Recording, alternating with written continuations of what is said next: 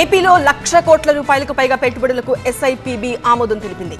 ఈ పెట్టుబడుల ద్వారా యువతకు భారీగా ఉద్యోగాల అవకాశాలు లభించబోతున్నాయి.